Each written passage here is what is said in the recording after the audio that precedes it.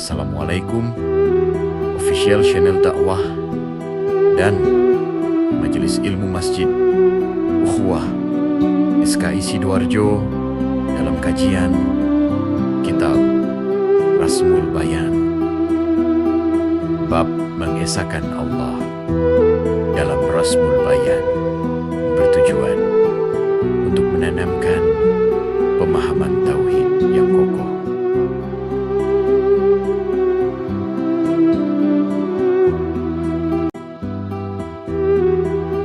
Sebagai pondasi bagi seorang muslim dalam berakidah, beribadah, dan menjalani kehidupan. Simak sampai habis.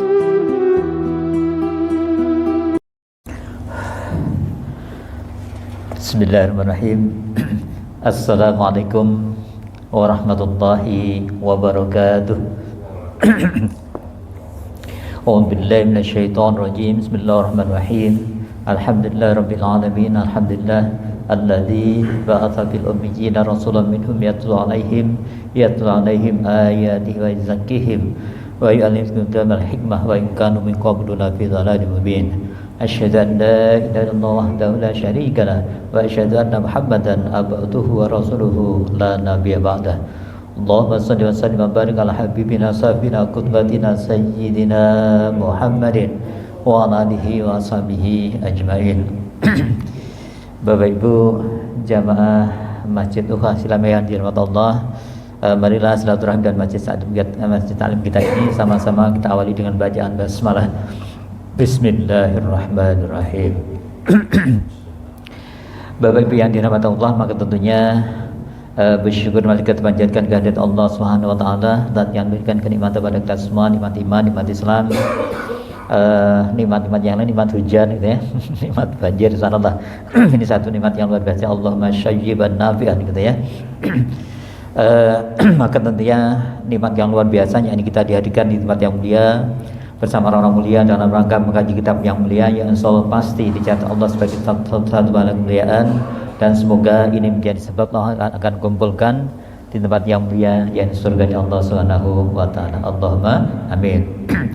Bapak Ibu ya Allah, maka tentunya salat dan salam ala senantiasa kita haturkan pada junjungan kita, kekasih kita, teladan kita, Nabiullah, Nabi Agung, Nabi besar Muhammad sallallahu alaihi wasallam beserta keluarga, sahabat dan para penulis jalannya. Dan semoga Allah menetapkan kita sebagai orang yang senantiasa istiqomah untuk mengikuti risalah beliau, yang nantinya kita akan diakui sebagai umat beliau, yang pada akhirnya nanti kita akan mendapatkan syafaat umat dari beliau. Allahumma amin.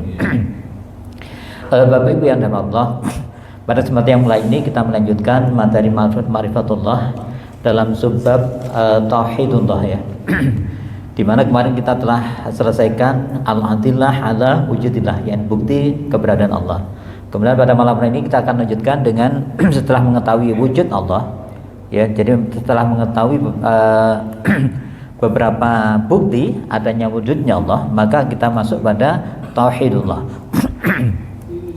Bapak Ibu yang Allah, mentauhidkan Allah, ya lagi-lagi mentauhidkan Allah itu adalah inti akidah Islam ya. Jadi mentauhidkan Allah adalah inti akidah Islam.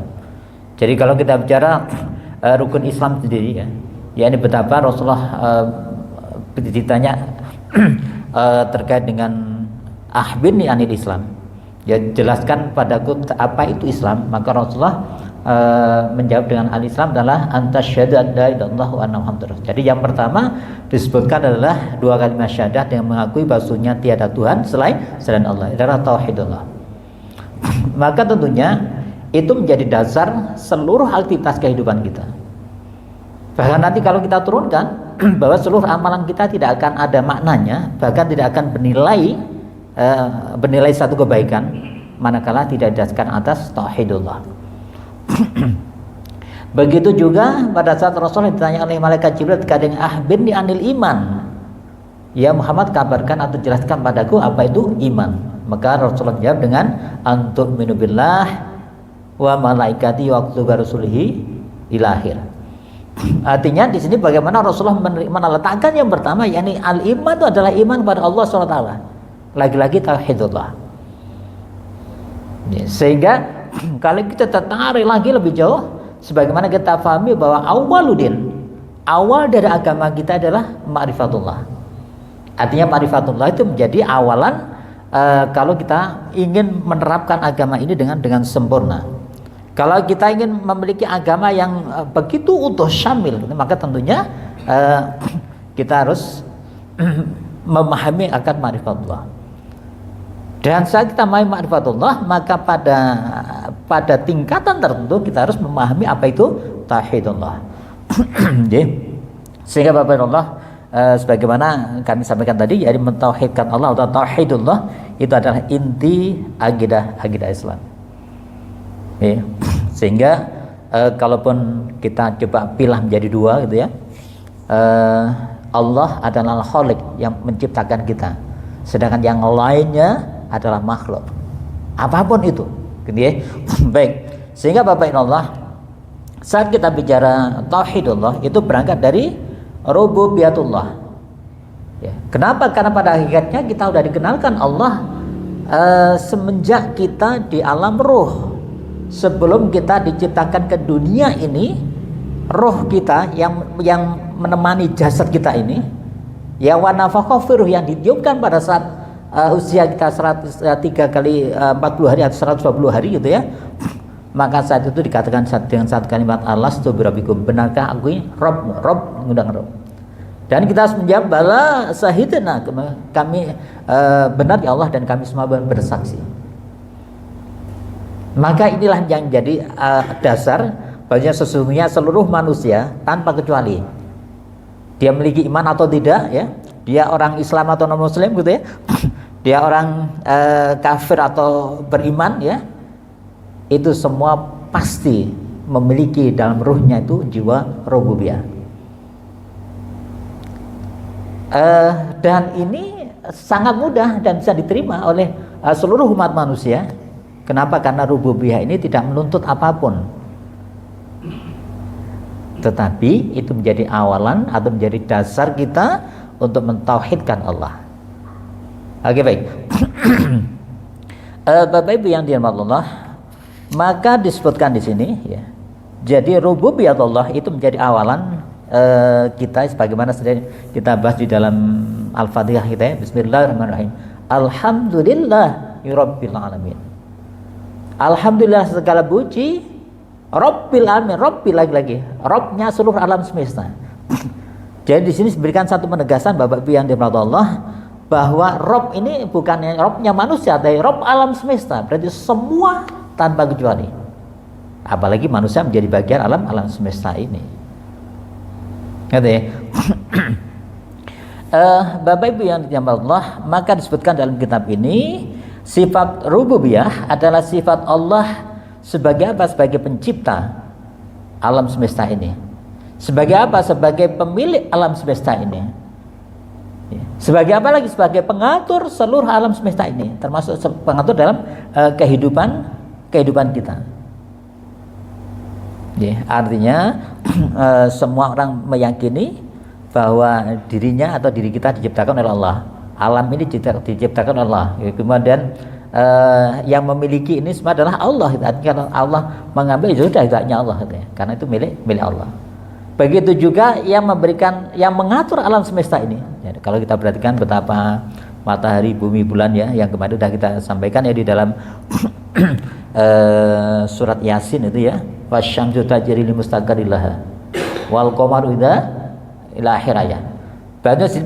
Bahwasanya di sini matahari dia beredar pada tempatnya, sedangkan rembulan itu dia beredar pada lintasannya.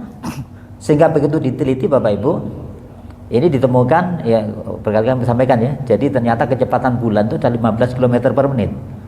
Kemudian bumi yang mengitari matahari ini dan dikitari oleh bulan, itu kecepatannya adalah 10 km per menit.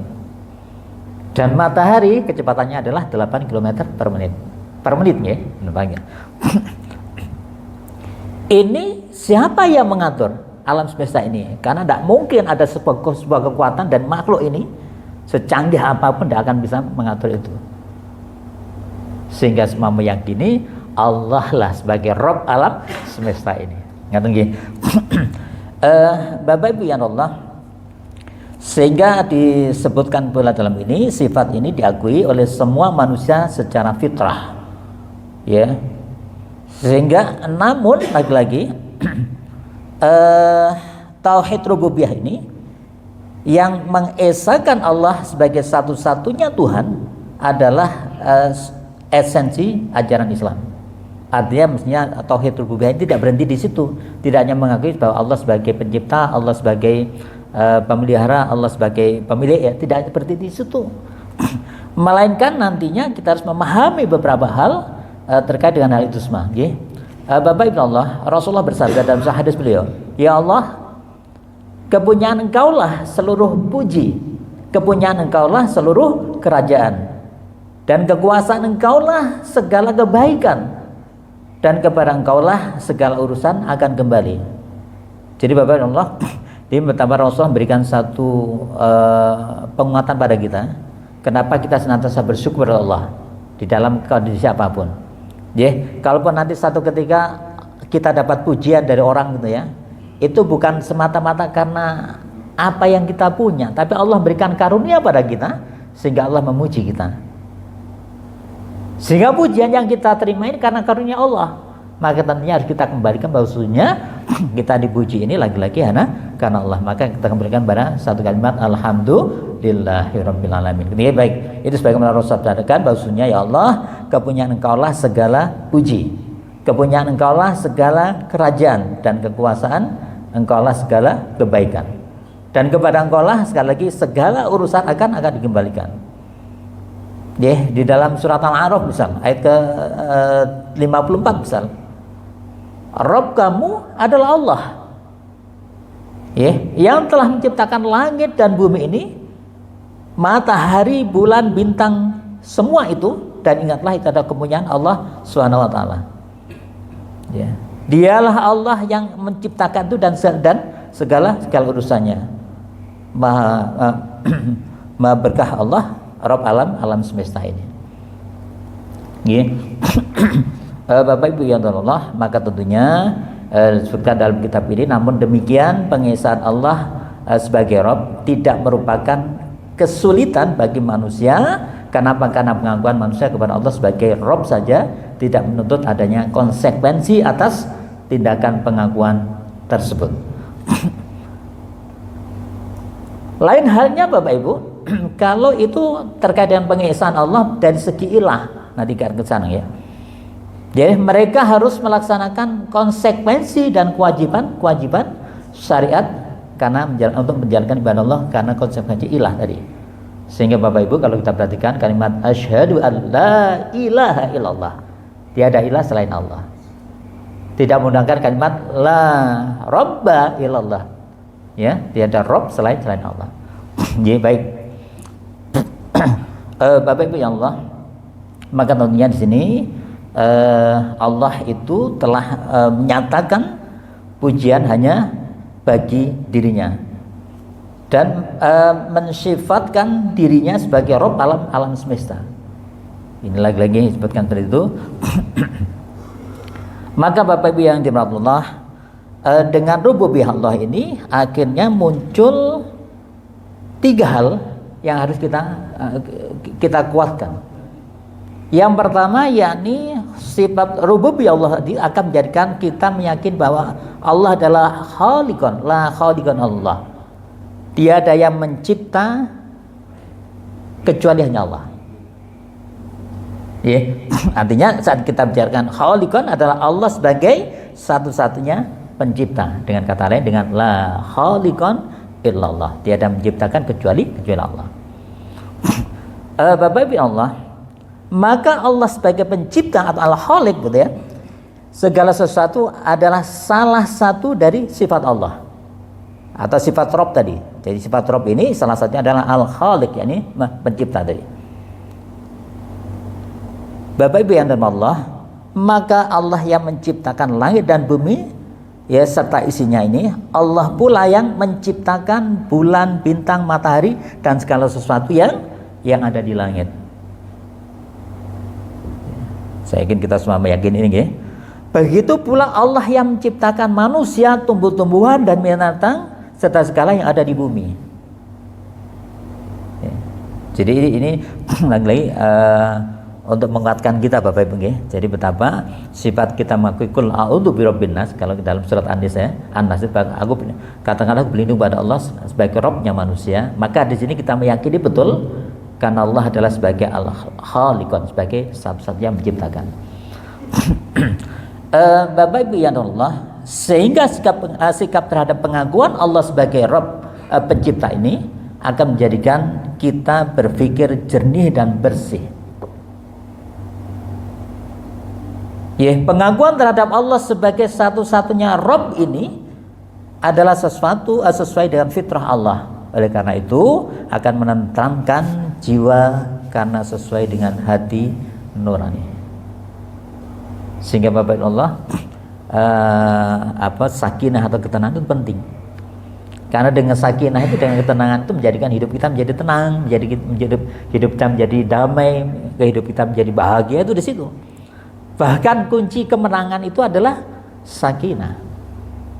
Ya, yang berarti kan di saat perang Badar ya. Jadi para Rasul dan para sahabat yang jumlahnya atau kisaran 300 dengan persenjataan yang ala kadarnya, sampai saat itu digambarkan baju besinya banyak yang robek, kemudian tamengnya ini perisainya itu ada yang lobang gitu ya, senjatanya ala kadarnya dan sebagainya gitu ya. Itu melawan 1000 pasukan yang siap tempur dengan pedang yang terhunus dan sebagainya. Ada orang-orang kafir. Tetapi Allah turunkan sakinah di hati orang beriman ini sehingga menjadikan mereka punya keyakinan yang utuh bisa menangkan peperangan ini. Tentunya atas pertolongan Allah SWT. Nah ini penting, ya. Dan sakinah itu Bapak itu bisa kita dapatkan manakala kita mengakui Allah sebagai Khaliqun, la Khaliqun illallah, dia tidak menciptakan kecuali Allah. Baik, itu yang pertama. Kemudian yang kedua, rububiyah Allah atau kita mengakui Allah sebagai Rabb kita, itu kita juga meyakini Allah sebagai Raziqun, la Raziqun illallah. Jadi Raziqun adalah kita akan menjadikan Allah sebagai satu-satunya pemberi rizki. Ini lagi-lagi perlu dilatih ya. Kalau enggak nanti biasanya ya, kalau enggak yakin betul Allah sebagai pemberi rezeki, kita akan bekerja siang malam jungkir balik misalnya ya untuk mencari rezeki, tapi saat keimanan ini tidak kita miliki, maka akan sia-sia. Atau pemahaman yang benar, walaupun rezekinya dari Allah, ada sebuah ikhtiar yang diperintahkan Allah untuk menggait rezeki tersebut. Jadi harus imbang gitu ya. Jadi baik. Bapak Allah, maka lagi-lagi rububiyah ini juga memiliki sifat Allah sebagai Raziqun, la Raziqun Allah, tiada yang memberi rezeki kecuali Allah, illallah. Bapak yang Allah, maka di sini disebutkan bahwa pemberi rezeki atau ar-Raziq ya, itu juga merupakan sifat rububiyah Allah. Dengan sifat ini pula ya, seorang muslim meyakini bahwa rezeki adalah ketentuan Allah. Rezeki adalah ketentuan Allah.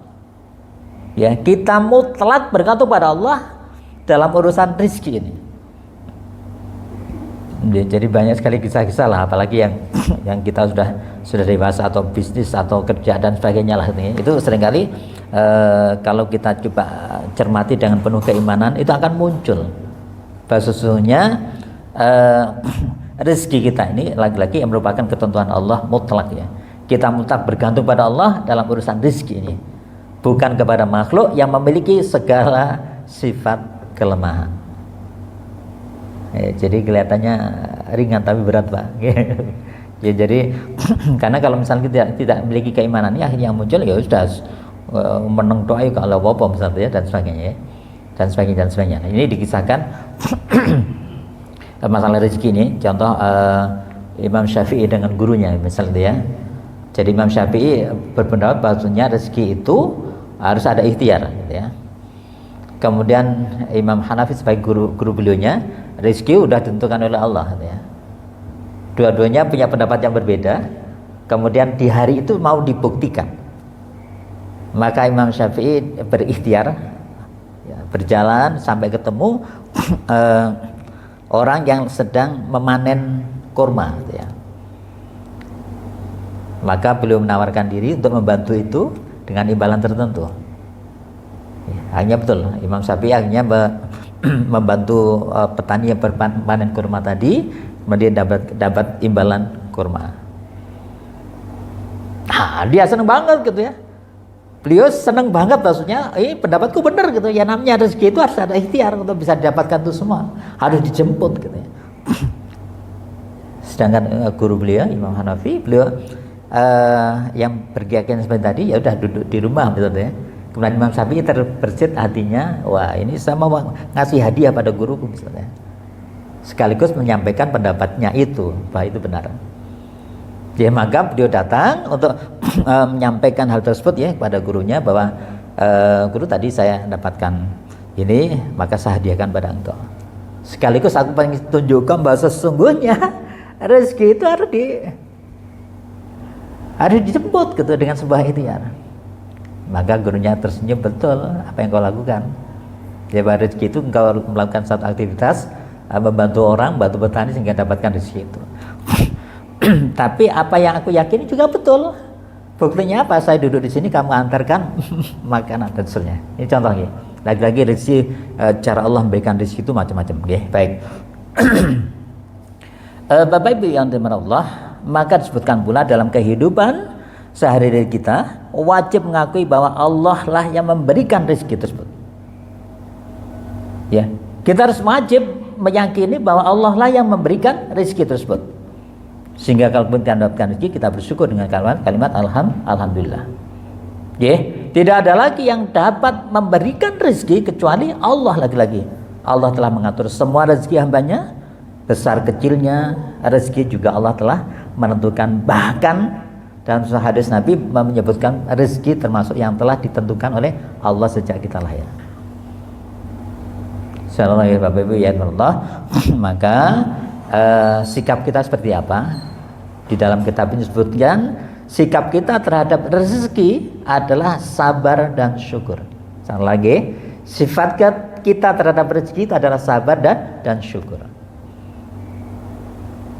Kapan kita bersyukur? Ya, apabila mendapatkan rezeki yang berlebih, kita perlu dan wajib bersyukur pada Allah SWT. Kenapa? Dengan kesyukuran itu fazi dan nakum akan mendapatkan rezeki-rezeki tadi. Sebaliknya Bapak Ibu, kalau ternyata nanti Allah memberikan rezeki yang kurang, ya, maka kita perlu hadapi dengan sabar. Sehingga apa? Sehingga Allah akan mencintai kita dan memberikan jalan keluar terhadap kesulitan yang dialami. Seolah lagi ya. Jadi terkait dengan rezeki ini, sikap kita adalah sabar dan syukur dan sabar. Ya, kalau kita diberikan rezeki lebih, maka kita bersyukur. Agar apa? Allah akan menambahkan rezeki tersebut. Ya, sedangkan kalaupun pas kita diberikan rezeki yang kurang, kita bersabar.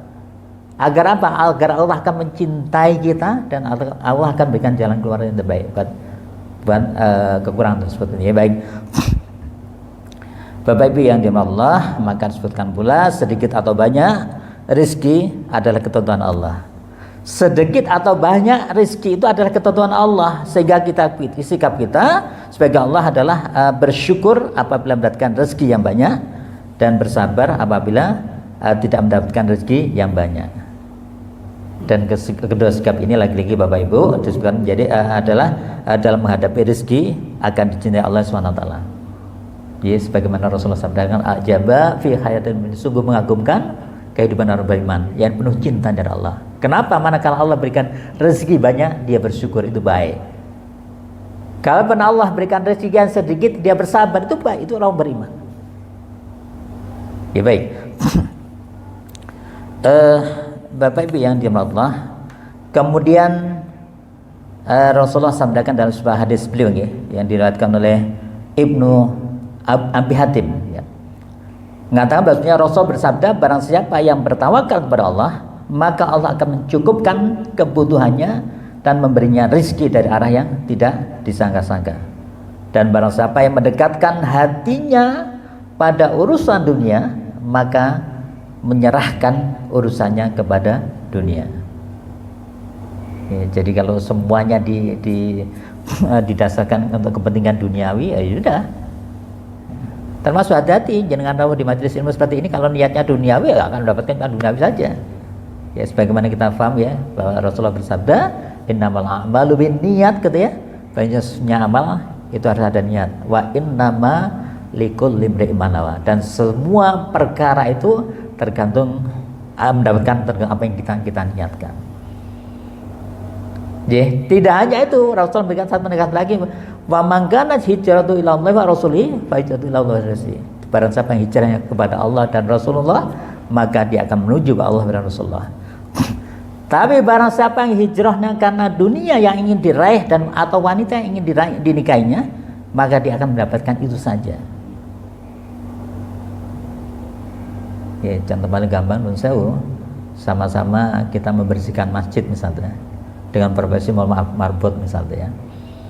Ya, yang satu ini benar-benar ingin membersihkan rumah Allah gitu ya, sehingga itu karena Allah, insya Allah akan mendapatkan lebih, sehingga kesucian yang didapat ya, kenyamanan yang didapat oleh para jamaah akan mendapatkan pahalanya semuanya dikarenakan Allah.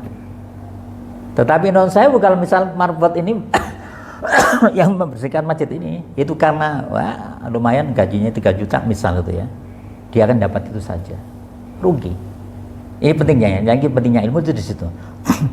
Itu pentingnya kita memahami bahwa sesungguhnya tanpa kita berharap itu pun pasti kita dapatkan. Tetapi saat kita berharap itu yang kita dapatkan hanya itu saja. Lain yang harus benar gitu ya. Baik. Bapak Ibu yang dimiliki Allah, kemudian yang ketiga, sifat daripada rububiyah Allah adalah malikan. Malikan, la malikan illallah. Tiada yang memiliki, tiada pemilik illallah kecuali Allah. Ya, jadi jelas sekali bagaimana tadi. Yang pertama adalah la khaliqan illallah, tiada menciptakan kecuali Allah.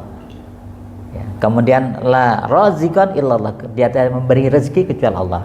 Kemudian yang ketiga la malikan illallah, tiada yang memiliki atau merajai kecuali Allah.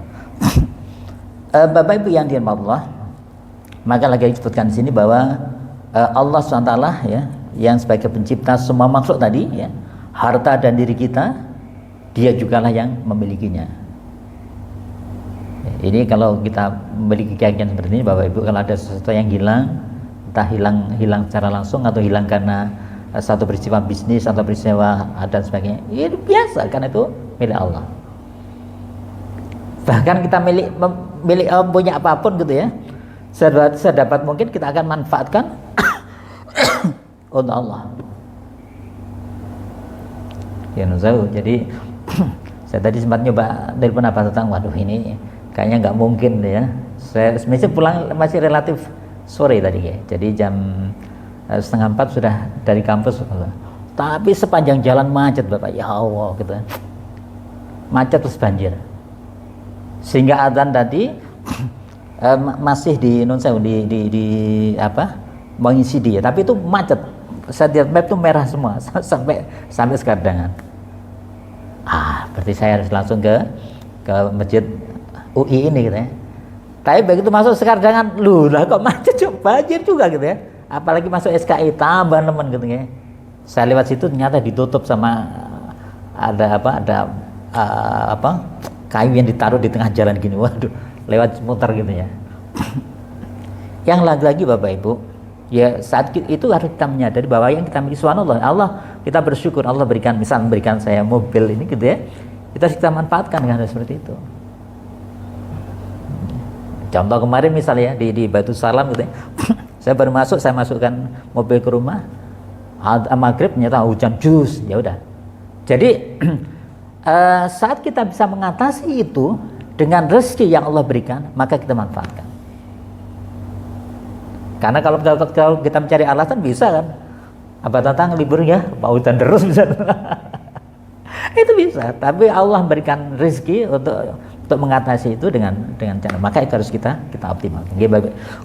Itu lagi Bapak Ibu, Karena kita menyadari la malikan illallah, tiada memiliki ini semua kecuali Allah. Saat itu semua kita peruntukkan Allah, gitu, ada sebuah ketenangan, ada sebuah sakinah yang kita dapatkan. Demikian baik. Bapak Ibu yang dirahmati Allah, ya, lagi disebutkan di sini, ya, karena Allah sebagai pemilik ini semua, gitu ya. Oleh karena itu kita tidak ada satupun yang berhak menyatakan pemilik ke atas ciptaan Allah tadi, kecuali Allah sendiri. Tapi lagi-lagi Bapak ini harus dilatih, nggak dilatih, nggak bisa, ya. Soro-soro misalnya, ya, kerja keras sampai akhirnya bisa beli mobil, beli rumah dan sebagainya, kok mau dikasihkan Allah misalnya, ya. Itu penting Bapak Ibu, ya. Saat kita bicara tauhidullah itu akan kita serahkan semuanya kepada Allah, karena Allah tidak akan menzalimi kita Bapak Ibu.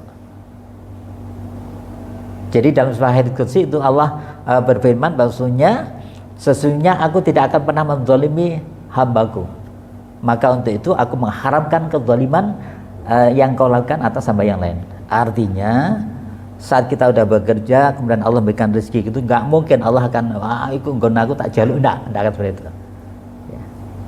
Hanya saat-saat tertentu, hanya saat-saat tertentu Bapak Ibu.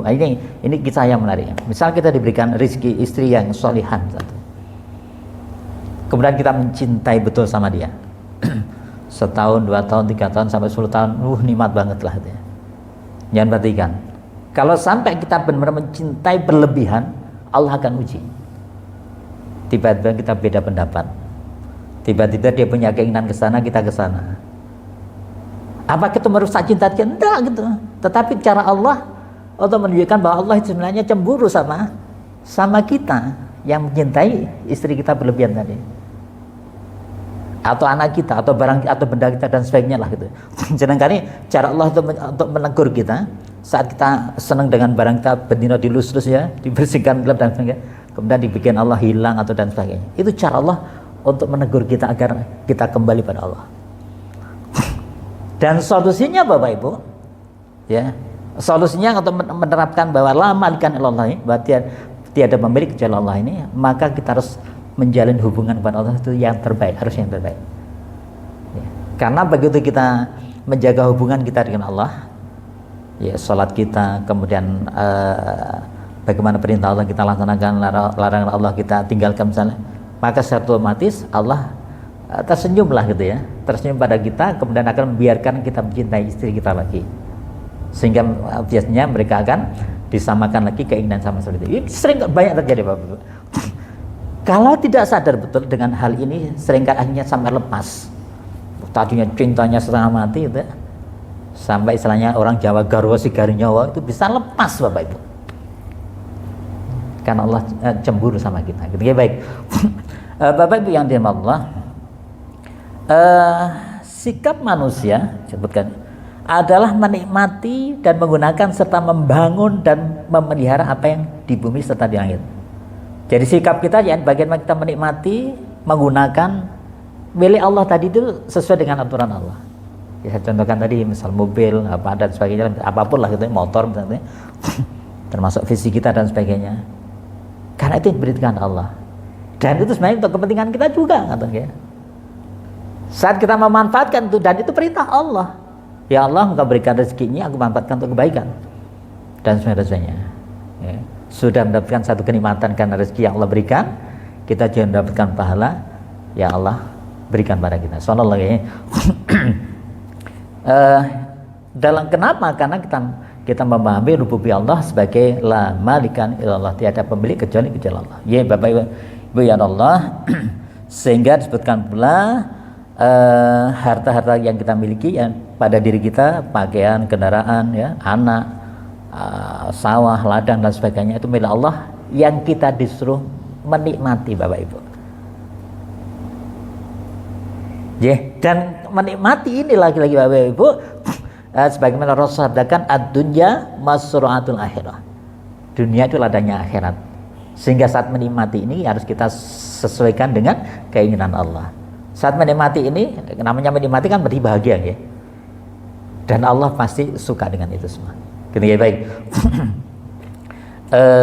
Bapak Ibu yang Allah, Banyak sekali ayat-ayat yang mendasari itu, termasuk hadis Rasulullah ya. Rasulullah bersabda ya tadi, ya Allah, kepunyaan Engkaulah seluruh puji gitu ya. Kepunyaan Engkaulah seluruh kerajaan tadi ya, dan kekuasaan Engkaulah segala kebaikan. Dan kepada Engkaulah segala urusan kembali, aku memohon kepada kebaikan kepadamu, dan aku berlindung kepadamu dari segala keburukan. Hadis Rasulullah. Ya, baik. Bapak Ibu yang Allah, saat kita memahami rububiyah Allah dengan la khaliqa illallah, la razika illallah, la malika illallah, maka yang muncul berikutnya adalah mulkiyatullah. Apa itu? Yani kita menyadari kekuasaan Allah. Mulkiyatullah ya, mulkiyatullah. Yani kita menyadari akan kekuasaan Allah. Katakanlah, ya Allah yang mempunyai kerajaan, Engkau berikan kerajaan kepada siapa yang Engkau kehendaki, dan Engkau cabut kerajaan dari siapa yang Engkau kehendaki. Bagi Allah kerajaan langit, bagi Allah kerajaan langit dan bumi, dan Allah Maha Kuasa atas segala sesuatu. Ya, sehingga Bapak Ibu Allah, mulkiyatullah ini adalah bagaimana kita mentauhidkan Allah dengan mulkiyatullah. Qul a'udzu birabbin nas, malikin nas. Dialah rajanya manusia, dialah yang menguasai manusia. Saat kita berlindung qul a'udzu birabbin nas, malikin nas, maka kita sadar betul kita sedang berlindung pada penguasa kita sebagai manusia. Kalau semua manusia yang dikuasai dalam kekuasaan Allah, maka tentunya saat misal kita disakiti oleh si A, dia juga manusia, maka buat Allah bukan hal yang sulit untuk membuat dia sadar. Bukan hal yang sulit buat Allah untuk mereka dikalahkan karena doa-doa kita misalnya.